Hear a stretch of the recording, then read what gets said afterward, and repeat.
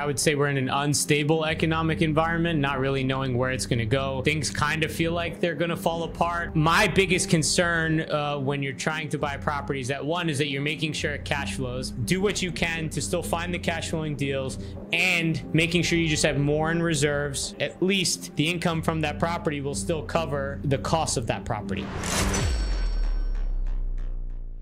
Welcome to the Millionaire Mentorship Podcast. We've got a very special guest today. I've got Antonio Cucciniello, and if I pronounce that right, I would be happy. How'd I do, man? It sounded like you said Cucciniello. It's Cucciniello. Cucciniello. That's what I meant. That's what I meant. Close. So Antonio, man, so super happy to have you on the podcast.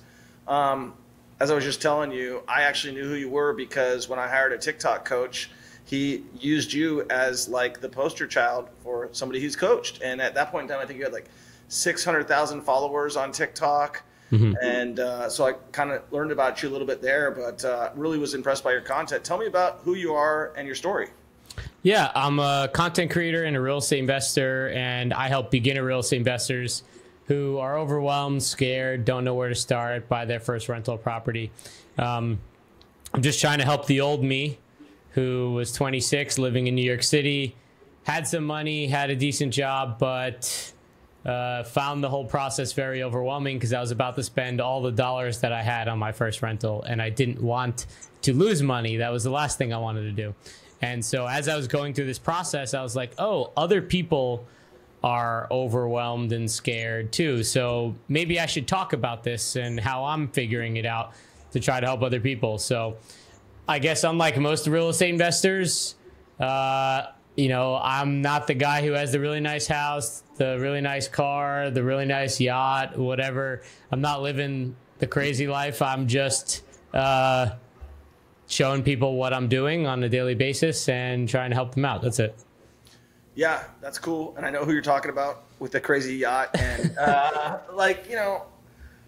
I'm not going to say that name, but like guys who do that stuff, and I've done the math on that whole like situation there. And I honestly would call complete BS on that because it's just like, I've done the math. Like I own myself personally 350 rentals and it's taken me a long time to get there. And I've done the math and I'm like, that's impossible. The numbers that person is putting out. But I think it's important to say that like, whatever, believe half of what you see and some of what you read, but a lot of this people are just lying to you. So growing up in New York, you're an Italian guy, I'm guessing? Yeah. My last name gives it away to you.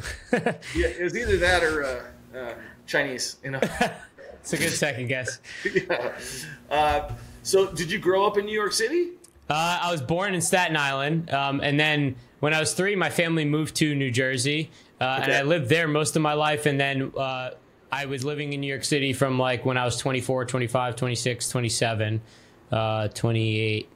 Yeah. And then I moved out and I moved here I live in Austin now, Texas. You live in Austin now? Yeah. That's cool. So my wife's actually from Long Island. She grew up in Glen Cove. Okay. So New York, I got a New York wife. And, I know she always says the best things come from New York, herself Pizza included. And pasta, definitely. Just anything good that was ever good came from New York. She's like, oh, that's from New York. That's from New York. So you know what I'm talking about. Yeah. People from New York are definitely prideful from where they're from. Yeah, and they're cool, actually.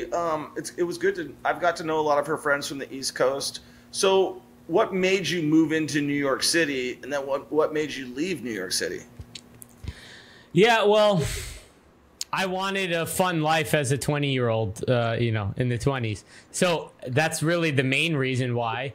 And I was like, I always had entrepreneurial hopes and dreams, and I wanted to buy my first rental property before I moved to New York. But I was like, I want to get a good job in New York City that can make me a lot of money so I could start saving money to buy real estate. So I had actually quit my first job and studied a different type of software engineering to move into a higher demand job to increase my income. So this way, one day I could buy a rental property. So what was your training in? Software engineer? I went to school for computer engineering, but I became a software engineer. And where did you go to school? TCNJ, small college in New Jersey. So it's about the size of a high school. Okay. Well, yeah. You probably haven't heard of mine either. What's yours? Central Washington University. Nope. In the middle of Ellensburg, Washington. Our famous John Kitna is the only athlete that came out of there, played for the Seahawks. Nobody's paying attention. No, I don't even watch NFL, so I have no clue. So you went for computer science, which is a really, when I went to Central Washington University, I'm 46 now. I went there, 22 years ago or 24 years ago. And I was looking at the computer science degree, and I had to take one of those classes, and it was like the numbers class, all the zeros and the ones, and I was like, yeah, forget this crap. I'm like communication studies. So that's a really difficult degree to get. You got to know math. You got to be super philosophical, logic-based. So what were you planning on doing with that career? I didn't even know what I wanted to do. My guidance counselor told me that, well, you're good at math and science, so you should probably do some form of engineering. And honestly, I think when I was, if I remember correctly, when I was like choosing a major for when I was applying to colleges, I was like, oh, I really like computers. Like at that time, I was downloading different operating systems and putting it on my computer and playing around with that and learning a little bit about the terminal. And I was always interested in jailbreaking my iPhone, these types of things. So I was like, oh, let me just select computer engineering. I didn't know that was a type of engineering. And then I don't even think I knew what I was until like sophomore year of college. I was like, oh, I'm a computer engineer. And now it makes sense. So I didn't really have any career trajectory. Yeah. I just knew I liked math and sciences, so I went towards that direction. I'm a very logic-based person, and that's why I do real estate, because there's a lot of math behind it, and I like the math. Yeah. So has that helped you, like, understanding, like, I couldn't download programs and run that. It sounds like a little bit Elon Musk. Has that helped you really understand, like, the algorithms of things and how to grow? Because you've got quite the growth. What are you up to, like 900,000 followers on TikTok? And then I think I just checked on Instagram, you're like in the mid twos or close to 300 on Instagram. I'm at like 650 on TikTok, 225 on Instagram, and like 40,000 on Facebook and 8,000 on YouTube. So it has helped me with the algorithms. Like I've built out some tools to help analyze videos, and pull metrics from other people's videos to try to figure out what works, what doesn't work, and looking at engagement ratios. I'm a very analytics and numbers-based person, and that has helped. I would say it's helped more in breaking down the information, which has helped me become like, you have 350 units, right? You deserve to talk about real estate. I have 18 units, and when I first started talking about mine, and they're co-owned with family members. When I first started talking about mine, I was literally under contract to my first property. So like someone with that level of experience should not be talking about real estate and helping others. But it was because of my software engineering mind that I was able to put things in okay, you first have to do this, then you have to do this, then you have to do that, because it depends on this and depends on that, and then you can do this. And so that helped me teach other people, because all the other real estate investors that I talked to were like giving very high level motivational, fluffy type information, and nothing against them. I just don't think that they're great teachers. And I think having that engineering mind helped me communicate and teach the information. I know you think engineers for the most part probably aren't the most sociable people, but the way I thought about the information allowed me to communicate it via video in a very concise, actionable way, which is why people like my videos. They don't like my videos because I have the most experience, that's for sure. Yeah, but I think the way that you convey yourself, and like you said, the way you break things down. I remember one specific video where you were breaking down the FHA mortgages that he showed me. And I think it was like a really viral one. You had like an African-American fellow jumping in to the video or something like that. I mean, I've got a really solid memory on things like that. And it's been like 2 years and I still remember it. But, and I was like, and I looked at your stuff when I first started on the TikTok journey, because, you know, like I said, we had the same coach, and I was like, oh, this guy's grown a ton, and I don't know, I might know real estate, but you know social media way better than I do. And I thought, to give you a lot of credit, I thought you broke things down very professionally. And I think a lot of times when I'm talking to people, like, I talk over their heads because I just skip a lot of the steps, right? And so I think that you need people like you, and you need people like me, you know, both parts of it, because your ability to break things down really helps people understand things. Like when I saw your video on even FHA mortgages, even though I've sold and I've bought and sold as a realtor over 3,000 properties, and I was like, this is excellent. So I think your content is on fire. How did you get into content? How young are you? I'm 30 now. Okay. Yeah. So still just a youngster, like born in the 80s. But what compared to this content game, all of my content friends are like 20, 23, 24, 25. So when I see them, I'm like, wow, I'm so far behind.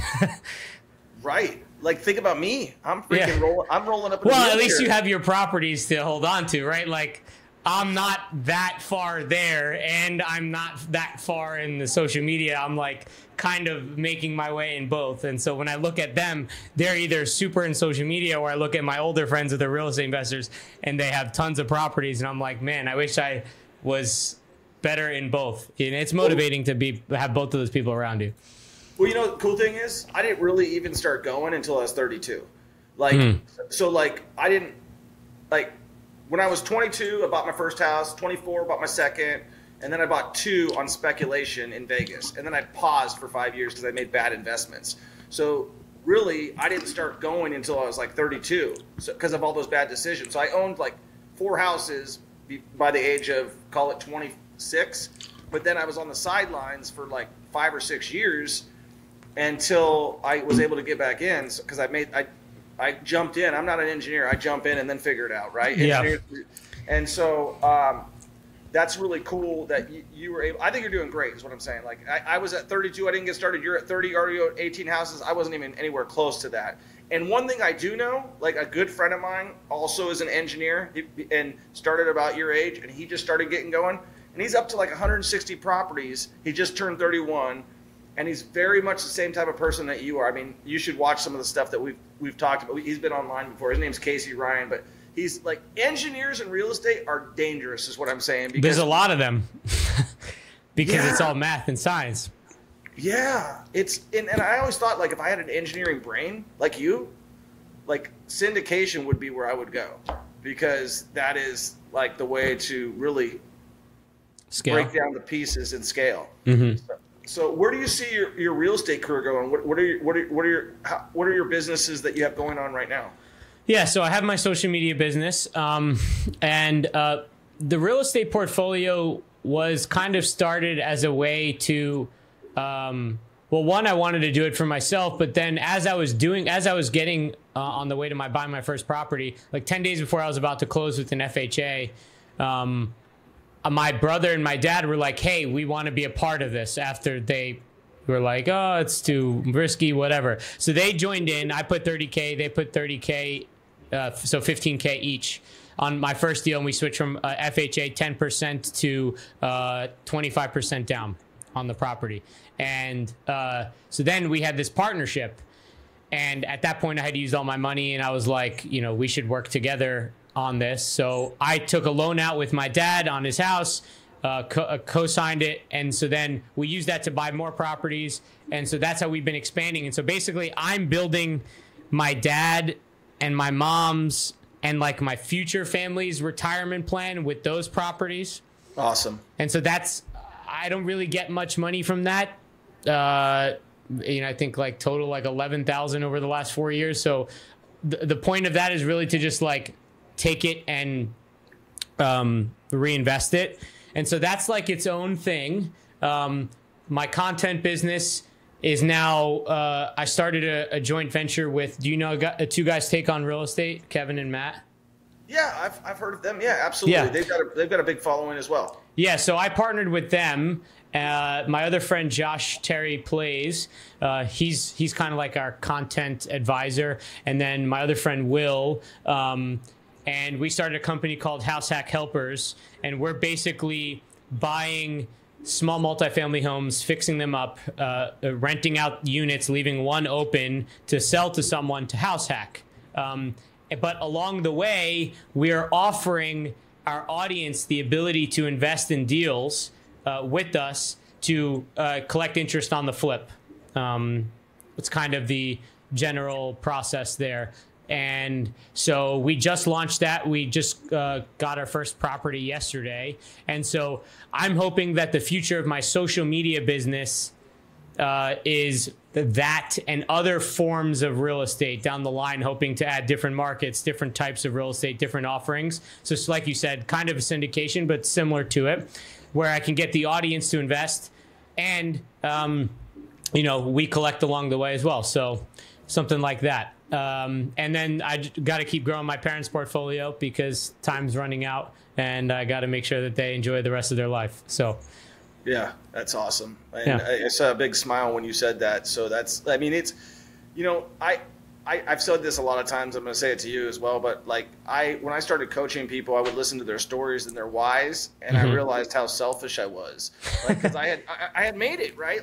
And my family, it's not like they were struggling or anything like that, but I was like, all these people, their whys were like, I want to do this for my mom, I want to do this for my dad, and I'm thinking I haven't even looked at that. I haven't. And so I was like, all right, first step, I'm buying everybody a trip to Mexico. And it bonded our family. And it's the craziest thing, me doing that, me spending the money, got me and my sisters back on the same, got my dad back on the same page. And so it's just really, people say that money doesn't buy happiness, but things like that do. They actually, it just removes a lot of problems that make happiness easier. Right. Yeah.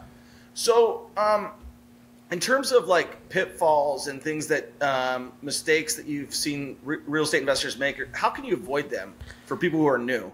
Yeah, so I'm so risk averse. I'm the opposite of you. There's nothing I would have done that you could have done nothing to just throw me into the fire, bought a property and figure it out. Yeah. So that's why I was on the sidelines for 4 years, just reading and learning and trying to figure it out. So for me, I would say that one of them is that most people just kind of think that if they invest where they live or wherever the media says is kind of booming is necessarily a good investment. For example, I live in Austin, and the amount of people that move here with the hopes of getting into real estate investing, at this time, it is too late to buy. You buy a $500,000 house in Austin and put $125,000 down. First of all, good luck saving $125,000. And then second, good luck cash flowing on that with your $125,000 down, because that property is only going to rent for $2,200. That's not even going to cover your mortgage every month. You need to get that same property for $200,000 in order for it to work. And so a lot of people, I think it's a unique problem for people who started investing, I would say, in the last 5-10 years max, because those pre-2008, the rent to price ratio in all markets wasn't as out of whack as it is now. Whereas a lot of the housing markets, the rents are too low compared to the house price because of inflation and wage growth not matching that. So that's one thing, is that most people just think, I have to invest nearby. And so they look around and then they run the numbers and they're like, well, this doesn't work and that doesn't work. Because that's what I was doing in New York City. And I thought I was doing something wrong, but I had no one to ask questions to. Yeah. And then it wasn't that I wasn't doing anything wrong. It was just that New York City is not a good place for me to invest in 2019 or now. So that's one thing. And then another thing is just not understanding how to run the numbers. I think you solve a lot of problems just by running the numbers up front and double and triple checking your numbers. One of the biggest things that made me feel confident was when I was buying a duplex or whatever, I would always ask the seller's agent to give me the current rents and ask for the current bills of the property, kind of like you would ask for a pro forma of a commercial property or something, but on a duplex. And just so I could have confidence of, okay, this is what the landlord is getting in and out today. So if I get it tomorrow at this price, this is what I'll be getting in and out today. Like, it can't be too far off from that. Yeah. And so being confident in my numbers was a huge step for allowing me to get started sooner rather than more than 4 years. Yeah, no, I think it's crucial to understand those things. Like, I'm originally from Seattle, and it's had the same type of growth that Austin has had because of the influx of high-paying software jobs, right? Yeah. Like, I had never been to Austin. We went and visited my wife's childhood friend that grew up with her in Glen Cove, and we stayed at an Airbnb down there that was right on the trail. And I saw that they were demoing houses and building new houses down there. And then we went on a ride around that lake. I forget what the name of the Lady lake Bird. is. Yeah, it might have been that. I think we went on a little tour on that one, but it might have been that one too. We went on a bike ride, went on a boat tour. Austin for me, I was like, I take it or leave it, in my opinion. I do like that there's a lot of people going on down there, but it seems like it's just grown so much. Are you planning on staying there, or where does Antonio see himself in the future? Well, I came here specifically because my girlfriend had moved to New York City like 7 weeks before COVID. And then we were doing long distance, and then COVID happened, and I was like, I need to get the hell out of here. And so we came to Austin so I could like actually go to the gym and do things, because that wasn't allowed in New Jersey or New York. Ridiculous. So I ended up staying longer than I expected. I thought it was only going to be like for a year or so. I like the environment and the people that I have around here. It doesn't feel like a home for forever. Right. But I also don't think at this point in time I would move to any of the real estate markets I'm in. Now that I've been doing everything remotely and kind of got used to doing that, I do think that if I was in the market, like living there, I would be able to get things done faster, have better knowledge, and I could be a better investor. But I think it would be too much of a trade-off on my lifestyle, and I don't know if I want to do that right now based on the markets that I'm investing in. So I'm not necessarily stuck in Austin. I'm thinking about I'm working on getting my Italian citizenship, so potentially living in Italy for a bit, or maybe Miami. I like Miami a lot. So I like your vibe, man. I mean, we just went to Florence this year. That's where I want to live, Florence. Yeah, and I'm in. I'm with you, dude. That place was so cool. We took my family and my wife to all around Europe. We started in London. That's one of my favorite spots. And then from London, we went to Florence. And then from Florence, we went to Sicily, or Artesia. And I felt like I hadn't been to Europe since 2005. And so I went there as a youngster, 2005, right when I moved to Vegas. And when I got there and I went to Florence, I was like, this place is amazing. Like, culture, bike, food, the hill, Michelangelo, and the Duomo, all the cool stuff. And not to mention that people don't know, it's way less expensive to live in that place with a better lifestyle. I rode that bike path, as far as it goes. I don't even know. I went to the bridge and I was on that thing forever. It was a really, really fun trip. Out of any place that I visited in Europe that time, we were like, Florence, Italy is a place that we would live, is a place that we would go back, and a place I would invest. Like, I saw the Airbnb that we stayed in. It was right from that really famous pizza place right across the street there. And we had an awesome time. So I want to hear more about that. I'm actually trying to buy an Airbnb there, but I put a pause on that because of a bunch of other projects that I got going on. But that's kind of what I want to do is buy a few Airbnbs, because the cost of living there, I think the average income is like $1,200. So it's like 1/4 of what the median income is in the United States. So if you're making your income remotely from the United States and you can live in Europe, I think you get a good mix of the lifestyle. I don't think I would live there all year round or for extremely long periods of time, because I think I need the capitalism and the drive that you have here in America that isn't there at all. Yeah. people there are more laid back. But I do think it's a nice yin to your yang, or the yang to the yin. I don't know which one's the drive and which one's not, but that's definitely the nice lifestyle for a very cheap price. Great food, great people, tons of things to do. The art, the history there. It's, to me as a creator, it's very motivating to see all of that. So yeah. Yeah, and a couple of things I'd like to kind of talk about, because you've been there, and it's people who haven't been there is like, there's no tipping. Like, you don't have to, like, the American culture right now, with us having to go to freaking Jamba Juice or wherever, and they're like looking at you with a pouty face, like on the 25%. Yeah, and you're like, dude, get the hell out of here. All you did was freaking ring something up. You go to Europe, you get better service, like Italy, much better service. People with smiles on their face. This is like their career. They've been there for 30 years, and they're not asking for a tip. Like, you felt bad because you're used to it in the United States, where you're like, I'm going to give this guy something. Yeah. But like, a lot of people were like just super, a lot of the restaurant owners, like, they come out, they serve the table. It was just such a fantastic experience.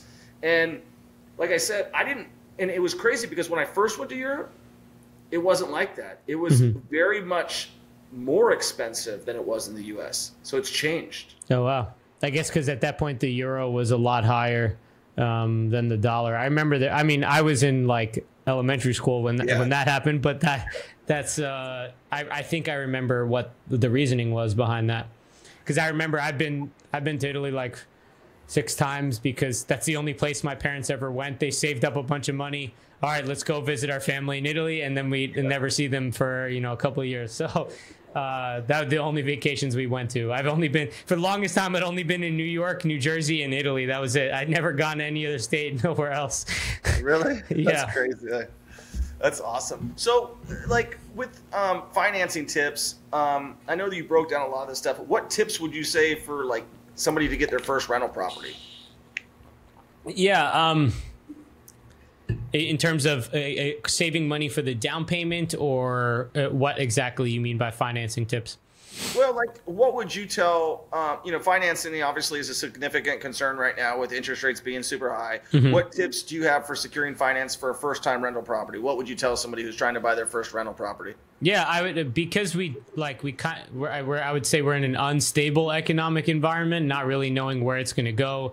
Things kind of feel like they're going to fall apart, but they haven't fallen apart. And it's like any day now they could, and I wouldn't be surprised, but like nothing is really the thing that seems to be the thing that will push it over the edge. So my biggest concern when you're trying to buy properties, that one is that you're making sure it cash flows, because if, God forbid, the prices drop 20, 30%, let's say overnight, which has never happened before, but let's say they do, and you're underwater on your mortgage, you need to make sure that you can sustain the mortgage. Making sure that property cash flows with reserves from the property, meaning you save like 5 to 15% to the side, and at an 8% interest rate, that's hard. So when I'm looking at deals now, in 2021 and 2022, I could have found one that was a 1% rule deal, meaning the rents were 1% of the home price, and that could have worked. But now it doesn't work, and I'm looking at 1.2, 1.3% in order for it to work for me, to feel comfortable with my numbers. So you can't, in my opinion, you can't really change the interest rates. Sure, you might be able to get a 0.5 point lower by buying it down or doing some of these 2-1 buy downs. But my thing is do what you can to still find the cash flowing deals, and making sure you just have more in reserves personally yourself, but also from the property. And so you're being conservative to make sure that you have all those. And if the home price drops, you still got your job, or even if you lost it, at least the income from that property will still cover the cost of that property. Yeah. And that's wise advice. I didn't take that when I first, that's why it took me out of the game for a long time. And I was losing $2,500 a month.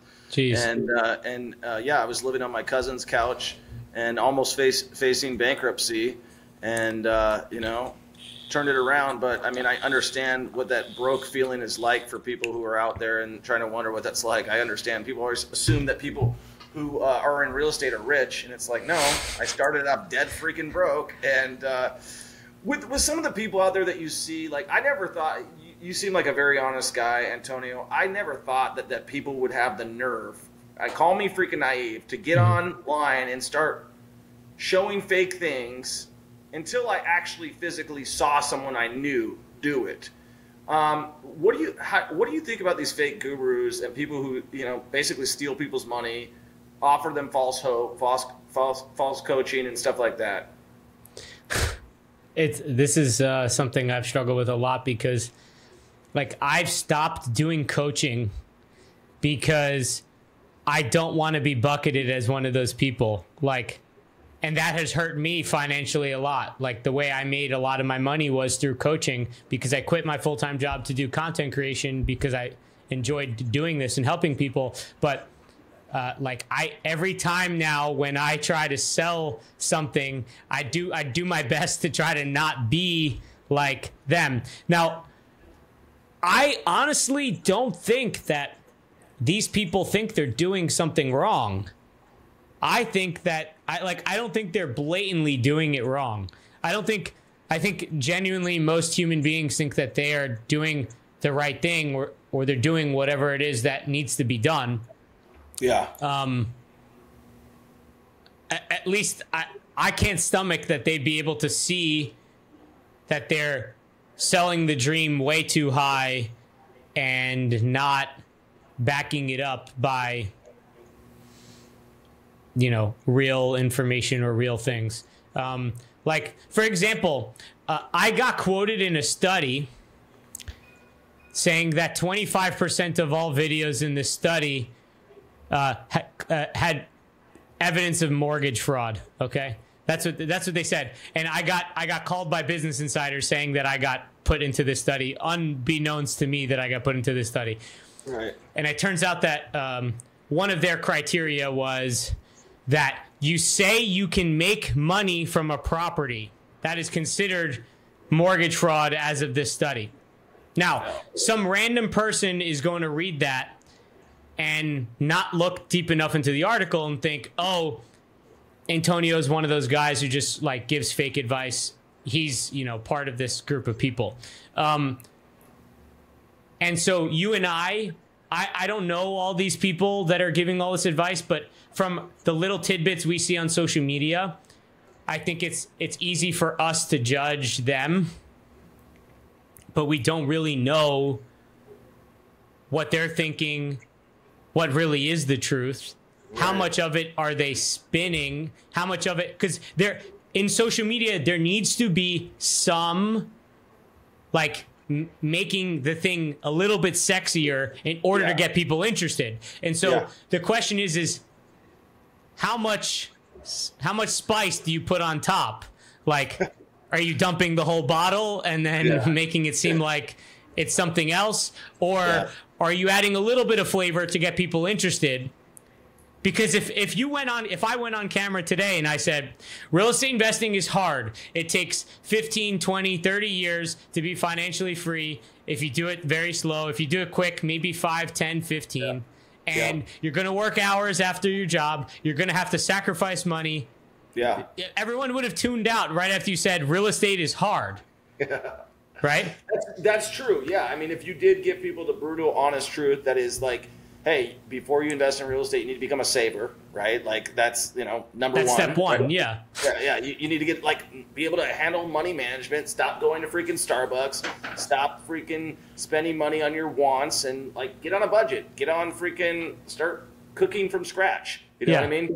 And that's the other thing I wanted to bring up to you. Like the thing I really hate about the United States right now, and the thing that's looking at other countries, because I truly have told my wife this too, Antonio. I'm like, we're not just state shopping. We just moved to Kansas City, and I'm like, and our plan is to move to Florida, and I'm like, we're country shopping at this point. The way that the U.S. is going, and I said, you know, one of the things, Antonio, that really irks me, and the reason that we're so obese, and you know, I need to lose 40 pounds myself. And the reason that's happening, and I'm not blaming anybody, but it's really hard to make good decisions when the government's working against you, right? Like when like they don't have GMO in Italy. Yeah. They don't have like food coloring. You go on the pharmacy shelf, it's like all the real stuff. They don't even sell iodine in the grocery store anymore in the US.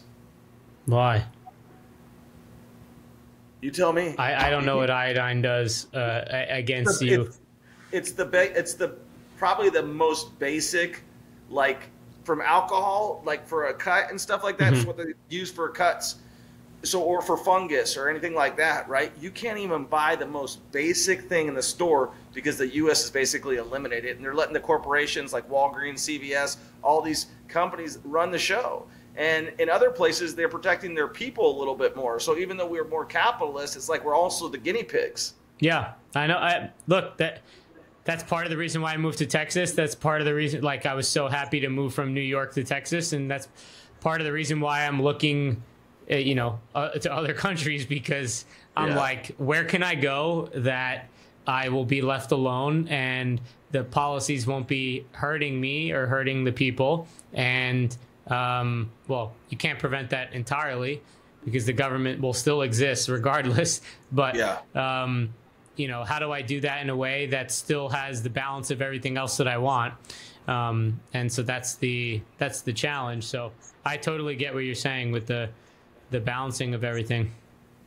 Yeah. So with with all this on your mind, like, how do you balance creating content? You said you stepped away from coaching, which I find hard to believe because you have a lot to offer.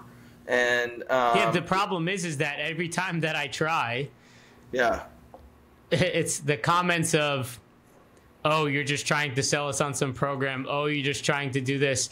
Oh, he's just one of these other gurus. And like, I don't know if I could try harder in my content to not be one of those people, but those comments still bother me, and I can't get to the point where I can offer it and not have any of those feelings behind it, because I do understand where they're coming from, those people. I think part of the problem is that I'm too understanding for some of these scenarios, and it hurts me to that extent. You're very empathetic. I think that helps because I can understand someone's perspective when making content, but then it hurts me when I'm trying to sell something. What advice would you give for content creators, for people who are interested in creating content in the real estate niche or any other niches? What advice do you have for them for finding their own unique voice and building an audience?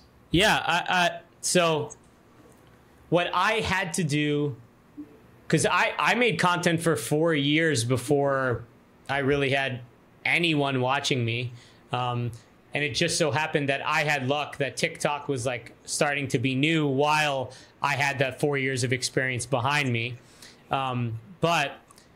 So I'm not going to lie and say that no luck played in my ability to get to where I am. But studying content is one of the most important things, at least for me in my engineering brain. I have a whole spreadsheet where, like, I have the link to the video. I have what they said in the caption. What did they show on screen in the first 3 seconds? What was said by someone in the first 3 seconds? What sound did they use? What was the format of the video? What did they do well? What could they have improved? And I'm basically building an AI model in my brain of what is good, what is bad. Right. And then now that helps me have some experience to then say, okay, I saw this work for this person, so let me try something tangential to that. Well, that's a big word. I'm going to have to Google that. Tangential means close to it. Oh, I love that you just dropped that. Yeah, that was above my head. That's a math term. You remember tangents? It's the line on a circle. Yeah. So it's a tangent means it's just close to it, somewhere similar to it. Okay. And so never copy, but learn from what other people are doing and use that to build in your head, and then say, okay, I can try a format similar to this with a different idea. Or I can take what this person's, like, for example, one of the series that works well for me is, here's how much you need to make to buy X priced house. And so I do that a lot. And so I'm helping a real estate agent friend here in Austin make content, and he's helping me by allowing me to go record videos in houses because I'm not an agent and all my properties are out of state.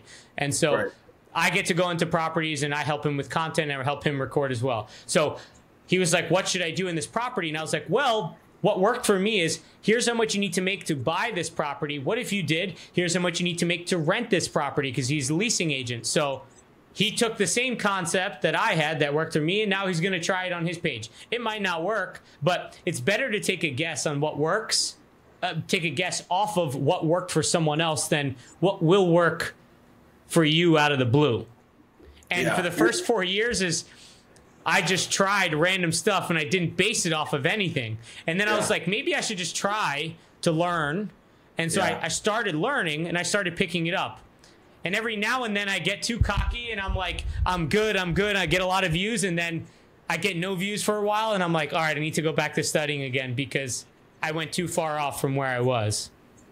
Yeah. And at the end of the day, they could just delete us at any point in time. Like, boop. My TikTok account got banned out of the blue in May of this year, and I was like devastated because I was like, how the hell is this going to happen? I appealed it and it immediately got rejected. Luckily, I knew someone that knew someone in Mexico's ad TikTok team that was able to unblock me like that. But if I didn't know someone, I would have just lost my TikTok. Yeah, I was suspended, so I couldn't send messages for a while just because I would reply to comments. That's why I stopped reading the comments. The comments are so vicious. Yeah. Like, I mean, they can find your littlest insecurity and just freaking drill down on it. Like, and everybody's got them. But there's a lot of people that just sit behind the computer and just be like, I'm going to throw darts at this guy. Yeah. Antonio, like with your legacy and your impact, and obviously you taking care of your family, looking ahead, what do you want to leave as a content creator? And it sounds to me like you almost like content creation almost as maybe a little bit more than real estate. I don't know. Like, well, no, I'm forced to focus on this more because I'm not taking money from my real estate. So like I need a job to support myself and live my life. And so my job is my social media. So that's my full-time thing. I spend most of my time doing that. And my side hustle is real estate. And whenever I learn something in my real estate, I teach it in my social media, so they kind of go hand in hand, but because of where I'm at, I need to focus on the social media side of things. So I have a question, and this is just like a kind of like not a rhetorical, but like, so I've always liked the affiliate model, right? Like and I see like an engineer that would make a lot of sense. Wouldn't it make sense for you, since you're so good at going viral, like if you started like teaming up with like those Amazon products and stuff? Have you ever looked into that? Because that seems like, I mean, I know a lot of these, like my wife watches a lot of these ladies who like, they buy stuff and they, Rust Station Hardware or Rust-Oleum, whatever the expensive place where you buy stuff, and they'll buy it like on Amazon, and then they'll include a link and they'll say, get this. Have you ever looked into doing any sort of affiliates? I do affiliates with some of the real estate companies. I haven't done. My first affiliate was a hair product, like when I had 80,000 followers. But you got a lot better hair than I do, bro. Comes with being Italian, I guess. I don't push affiliates enough because I don't like the idea behind me being a salesperson for their company without getting any upfront pay. So the way I make most of my money is through sponsorships. Like companies pay me to place a video on their page. And usually when I do those packages, I try to add in an affiliate as well. I do a lower upfront cost with an affiliate. But because it takes time and effort and I'm risking my brand by promoting another company, I need to get paid up front to promote another company, unless if it's a company that I just use every day. Like I use Notion every day to track all my videos, so I have no problem promoting them as an affiliate. I would love for them to sponsor me, but right now they're an affiliate, and so I'll take it, right? Yeah. So I've done some affiliates, but it hasn't panned out. Like the conversion rate on social media has been something that I've been trying to improve. Because there's so many drop-off points, right? Someone sees your video on the For You page or on Instagram Reels, and then they have to click your name on the bottom, then click your link, which takes you to a link tree with 4 different options. Then they got to pick the right option. Then they got to hope that that option was the one that they were really thinking in their head is the thing that they wanted to do, and then fill out the form or, you know, enter their credit card information, which is a lot of steps to take someone from something to something.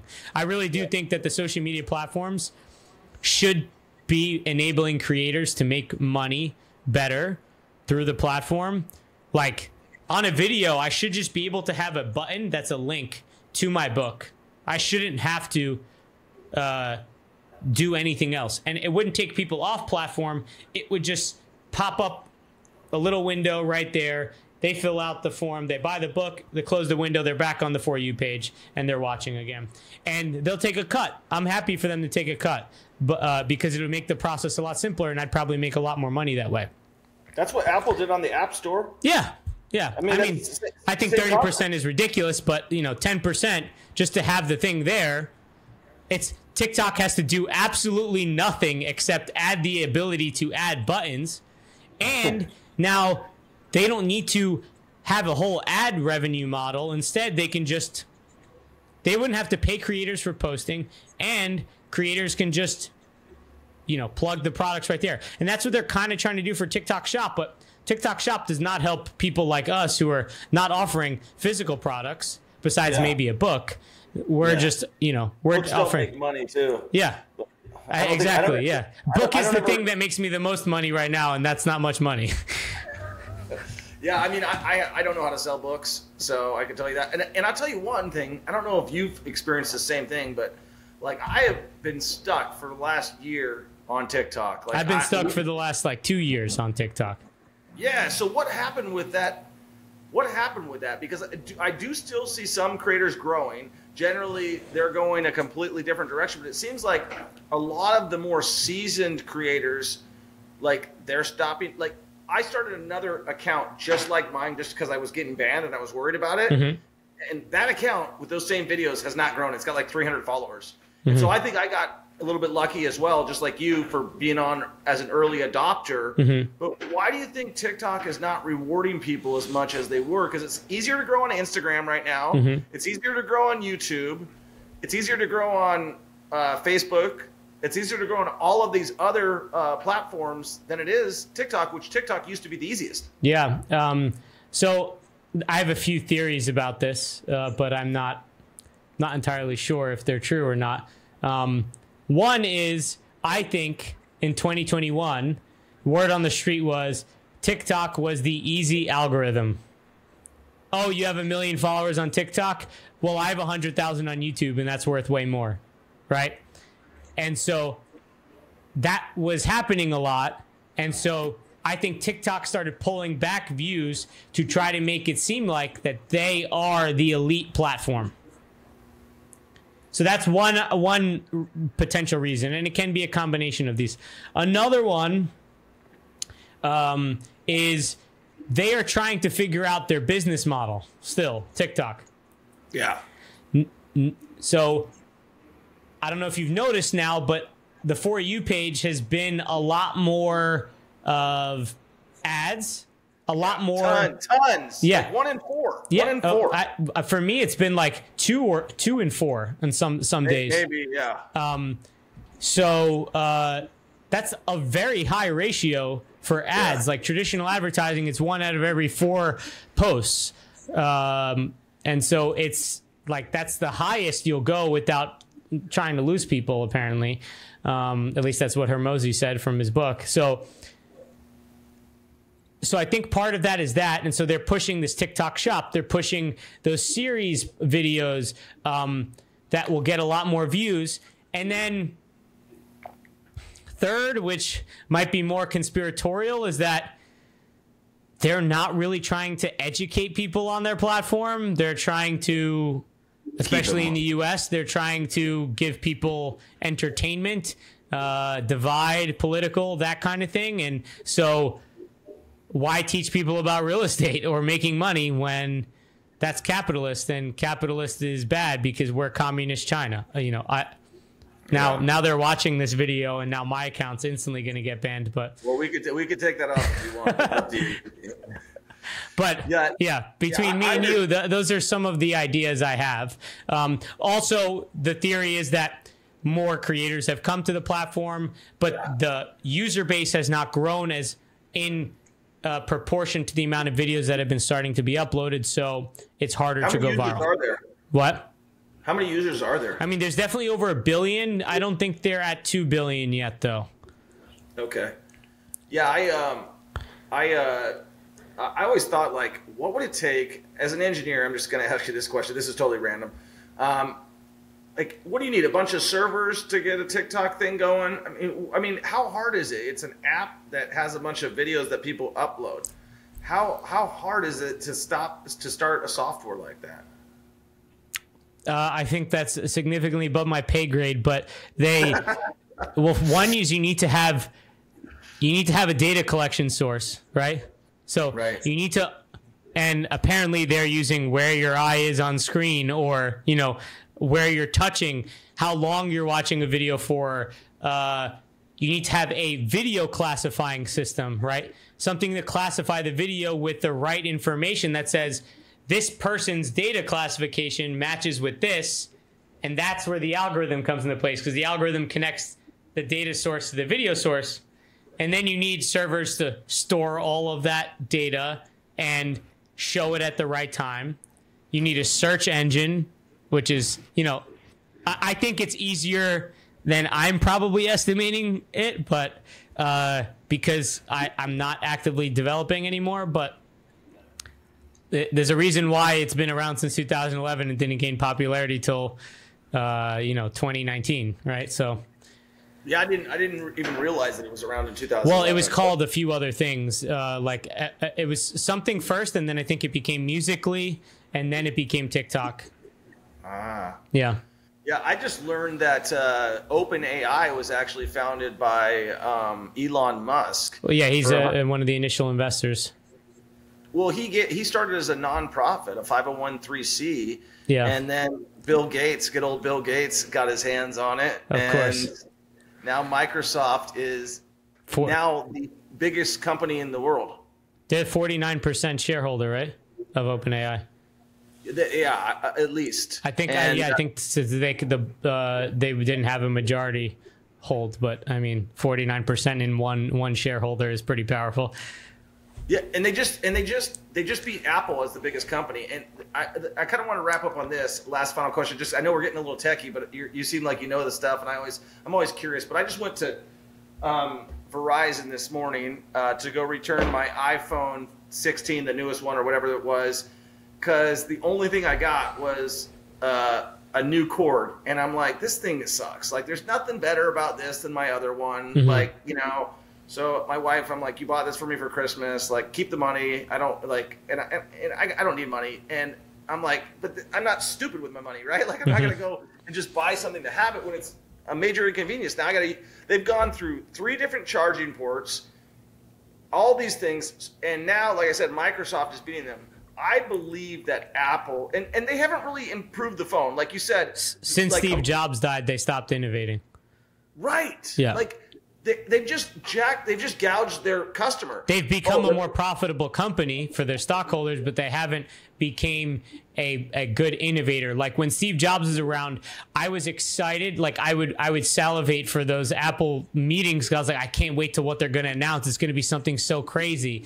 Whereas I just stopped watching them altogether because they're pointless. They're like, we upgraded the battery life from 15 hours to 15 and a half. Thanks. Yeah. Yeah. Yeah, it's funny that you mentioned that. I read Steve Jobs' book by Walter Isaacson, the same guy who wrote the book about Elon Musk that I just read finished. The one that he wrote about Leonardo da Vinci because I love Florence so much. Oh, I need to read that one. Yeah, Walter Isaacson's an amazing author. Yeah. And so I got so inspired by listening to that story, the way he told it, because he actually picked Walter Isaacson why he had cancer to write his book. It was a pretty cool story. So I drove to Steve Jobs' family house. I drove to my Apple campus and like kind of lived that whole thing for a brief period of time. And like you, I was very inspired by that story and Apple's innovation and Apple's comeback of being like a great American company that kind of went down and then came back. Mm-hmm. And Steve Jobs came back and breathed life into it. And then I'm just disappointed in it as like, man, I had the Trio. Before this phone, I had the Trio, if you remember that, right? the Trio was like the Palm Pilot. Okay. I never had that. That my first smartphone was an iPhone. I only had a Razor flip before then. Okay, so the Palm and the Razor were like hand in hand. The Palm was like you were a G, right? Once you had the Palm, because it was before texting and all that stuff was really big. It had the keyboard. Yeah. It was like, and then BlackBerry came on, BlackBerry went away. But they haven't, there's Google and there's iPhone. There's nothing else. There's nothing else. It sucks, man. We need something else. We need Elon to come up with a Tesla. It's because the barrier's too high. That's the problem with, this is what a lot of socialists will blame as late stage capitalism. They'll call it that. But what I really call it is corporate capitalism, is where, the market ends up being bought up, or the barrier to entry is too high to get into building an iPhone, or to get built into building a phone, because what is out there is so good that and does what most people need it to do, that you have to come up with something huge and crazy and not get that idea stolen and beaten to you by a company who has billions of dollars of resources that they could deploy with better engineers and better people than one guy in his basement, right? That's the problem. So it's like, how do you make it so competition is doable for people who are on the bottom just as much as people who are on the top? That's, I think, the challenge that people have. Yeah, man. Well, Antonio, I've really enjoyed this conversation with you. It's been great. I didn't mean to go tech on you, but it just happened. I really appreciate you sharing your story. How do people follow your journey? How do they get a hold of you? Yeah, I'd say best place is Instagram, because you can at least message me on there, and I could send you a link and send you a voice message, where I can't do that on TikTok. So my handle is InvestStarters, INVESTARTERS. It's like the invest plus starters overlap on the ST. Okay, cool. Yeah. Awesome. Well, we'll make sure we put that in the video. Any final words of like encouragement for somebody who's younger or older trying to get started in real estate? And like you said in the beginning of the video, you're like, people who are scared, people who don't know where to start, people who are afraid of losing money, all those things. What would you tell somebody who's like kind of sitting on the sideline? Maybe they've been thinking about it a long time and they just don't know what to do. People who are dumber than you have figured it out, and people who are dumber than you and less hardworking than you are doing it. Don't overstress it, but make sure that you're looking at the numbers, and you double and triple check your numbers, because that's going to be the most important thing at the end of the day, is making sure that property cash flows, you save some money to the side, and don't beat yourself up because you see people on social media and it seems like that they're doing better than you, because that's not going to help.